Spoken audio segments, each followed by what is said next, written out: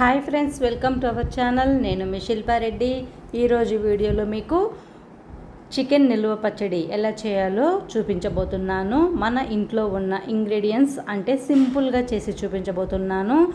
ముక్క అనేది గట్టిపడకుండా చాలా అంటే చాలా రుచిగా సాఫ్ట్గా ఉండేలా చేసి చూపించబోతున్నాను. తప్పకుండా ట్రై చేయండి. ఇక్కడ నేను అరకిలో చికెన్ తీసుకుని శుభ్రంగా కడిగి అందులో కొద్దిగా ఉప్పు, పసుపు అలాగే కొద్దిగా ఆయిల్ వేసి చికెన్ని ఒక 2-3 నిమిషాలు బాగా కలిపి పక్కన పెట్టుకొని తర్వాత స్టవ్ ఆన్ చేసేసి ఈ చికెన్లో నుంచి వాటర్ అన్నీ బయటకు వచ్చేటట్టు ఉడికించుకోవాలి. ఇలా చికెన్ని ఇందులో ఉన్న నీళ్ళన్నీ ఇమిరిపోయే వరకు ఉడికించుకొని స్టవ్ ఆఫ్ చేసేసి పక్కన పెట్టుకోండి. చికెన్లో వాటర్ అనేవి ఉండకూడదు, మనం నీళ్ళు కూడా పోయకుండా ఉడికించుకోవాలి. ఇప్పుడు మళ్ళీ వేరొక ప్యాన్ తీసుకొని హోల్ గరం మసాలా, కొద్దిగా జీలకర్ర అలాగే కొద్దిగా మిరియాలు, చెక్క, 4-5 లవంగం మొగ్గలు అలాగే 2 ఇలాచీ వేసి కాస్త దోరగా వేయించుకోవాలి.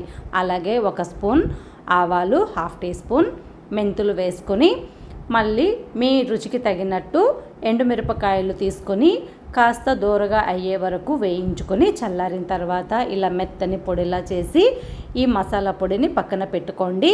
మళ్ళీ వేరొక ప్యాన్ తీసుకొని లేదా అదే ప్యాన్ని క్లీన్ చేసుకుని అందులో అరకిలో చికెన్కి అరకిలో ఆయిల్ వేసుకోవాలి. ఆయిల్ మన ఇంట్లో ఏది ఉంటే అది వేసుకొని ఈ చికెన్ని మీడియం ఫ్లేమ్లో ఈ చికెన్ ముక్కలు గట్టి పడకుండా మీడియం ఫ్లేమ్లోనే ఉడికించుకోవాలి. మనం హై ఫ్లేమ్లో ఉడికించేసామంటే ఫ్రై చేసామంటే ముక్క అనేది గట్టి పడిపోతుంది, గట్టిగా ఉంటుంది.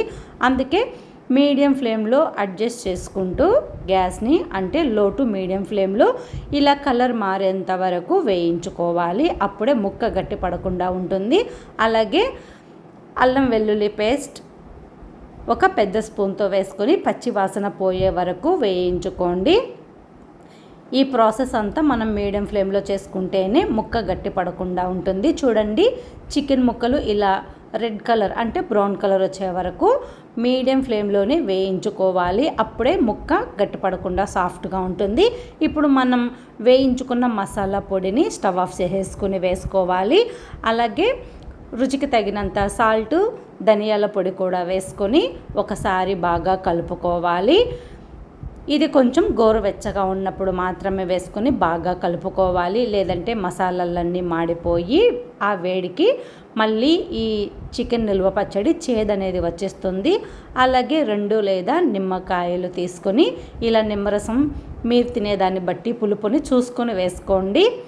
చాలా అంటే చాలా బాగుంటుంది. ఫ్రెండ్స్, మీరు తప్పకుండా ఈ చికెన్ నిల్వ పచ్చడిని ట్రై చేసి ఆ టేస్ట్ మీకు ఎలా కుదిరిందో కామెంట్ చేసేయండి.